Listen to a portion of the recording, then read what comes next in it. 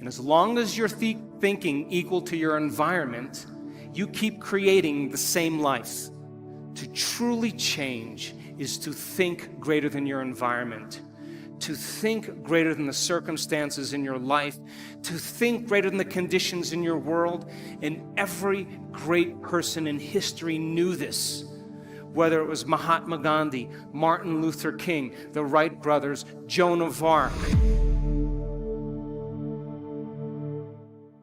Who we really are isn't a body living in this environment, an identity in the environment, identifying with the people we know and the things we do, and living in linear time. That's not who we are. We're not materialists.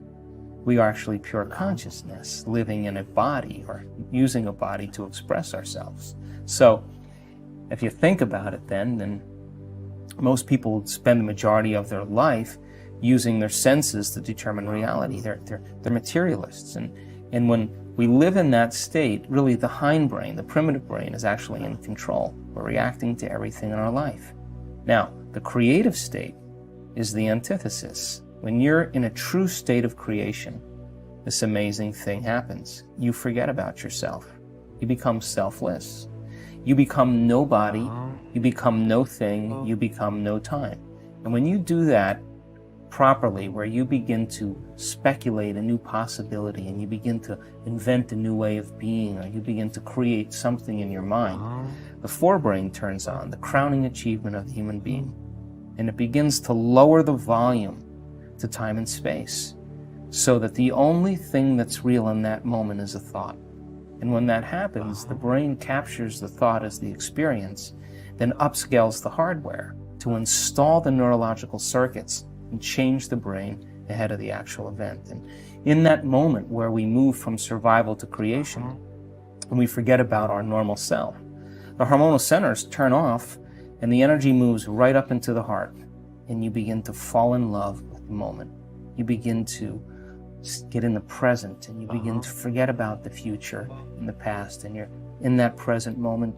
That's what I call the natural state of being. Can you believe in a future that you can't see or experience with your senses yet, but you've thought about enough times in your mind that your brain is literally changed to look like the event has already occurred? The latest research in neuroscience says you can change your brain from living in the past to living in the future.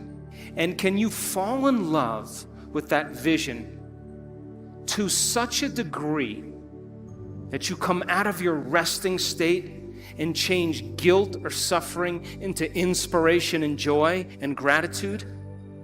To such a degree that your body, as the unconscious mind, does not know the difference between that external event and what you're creating internally, so that your body believes it's living in that future in the present moment, and you begin to signal new genes in new ways to change your body to look like the event has already occurred.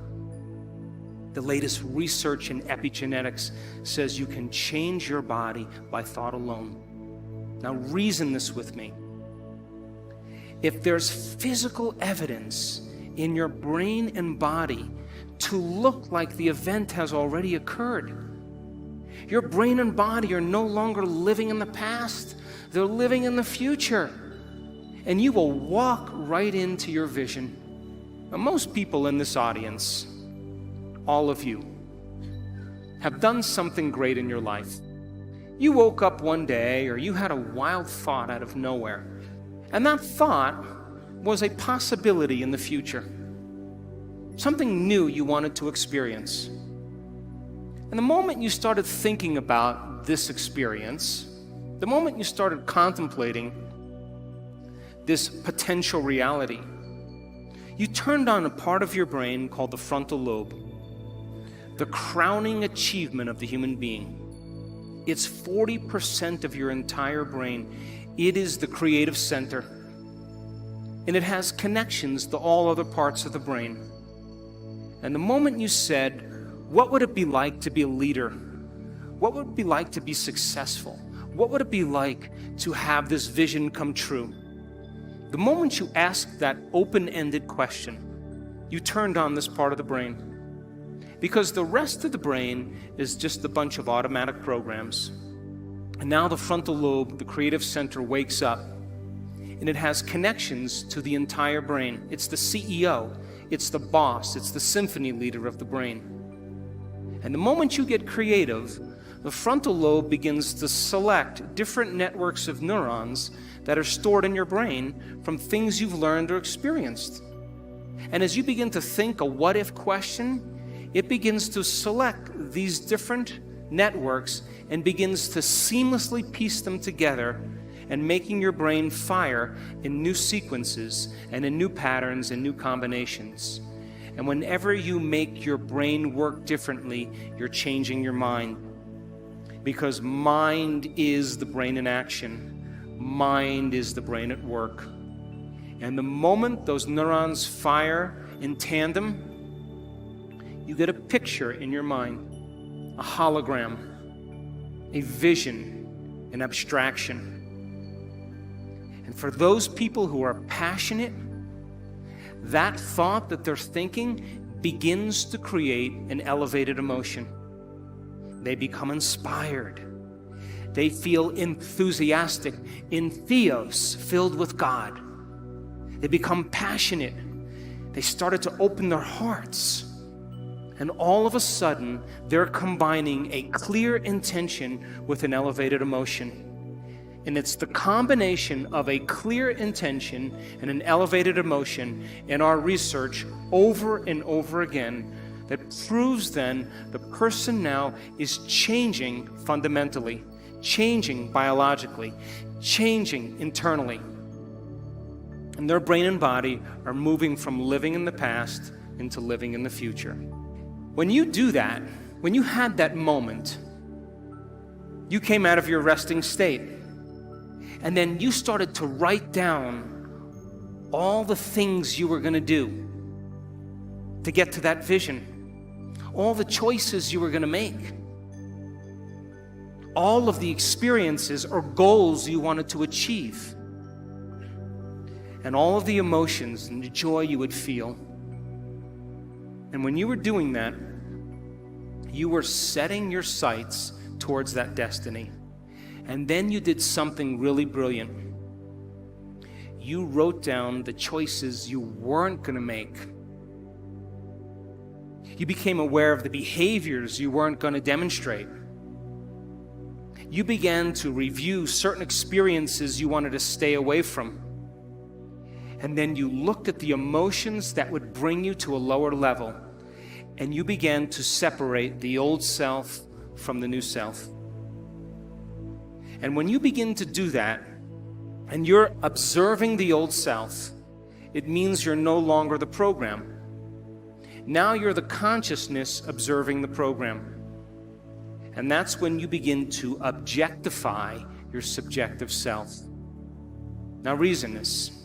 Let's say you've had some pretty rough experiences in your past. And those experiences caused you to feel sad and unworthy and guilty and judgmental. And you've gotten so used to feeling guilty and unworthy and judgmental that that's just feels normal to you. And then because you feel kind of victimized, then you blame people and you complain and you make excuses and you feel sorry for yourself, and that's your personality. And all of a sudden you say, today, I'm not going to do that any longer, because that's the old self. And then you start off your day and it goes really well for about 2 hours. And then all of a sudden, the moment you realize that you're no longer making the same choices as the day before, you are going to feel uncomfortable.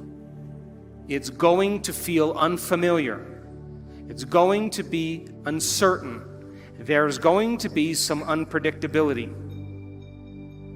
And we now know that people would rather hold on to their guilt and unworthiness than to step into the unknown, because at least they can feel something. And so the moment you stop making the same choices that you always make, get ready, because it's going to be uncomfortable. And that's the moment you're heading towards the new self. And we call it stepping into the river of change. Well, it's kind of interesting because in order for us to have some type of change in our bodies, change something in our environment, or move into a new line of time, we have to forget about our present body, our present environment, and our little, concept of time. We have to become that pure consciousness. And you can't walk through the door to the quantum field as a somebody.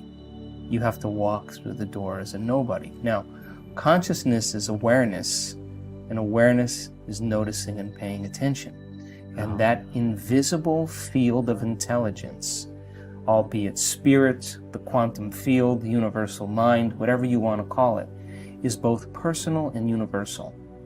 It's within you and all around you. We can demystify it.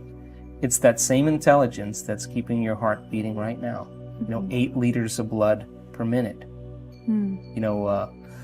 400 liters of blood per hour, 100,000 times in one day through 100,000 miles, 100,000 kilometers of blood vessels.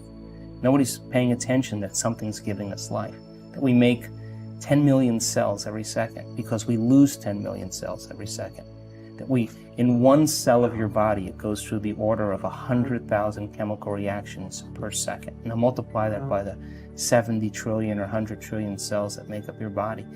There's an intelligence that's giving us life, and most people never take the time to begin to interact with that consciousness, begin to give it a plan or a template, or begin to have it show cause in their life, because they're too distracted by all the emotional conditions in their environment that reaffirm those addictions that keep them distracted from that inner journey.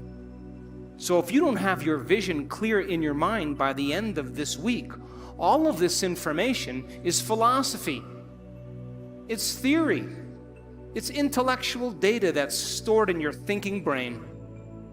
But there'll be a certain percentage of people in this room that will apply this information, that will personalize it, that will demonstrate it.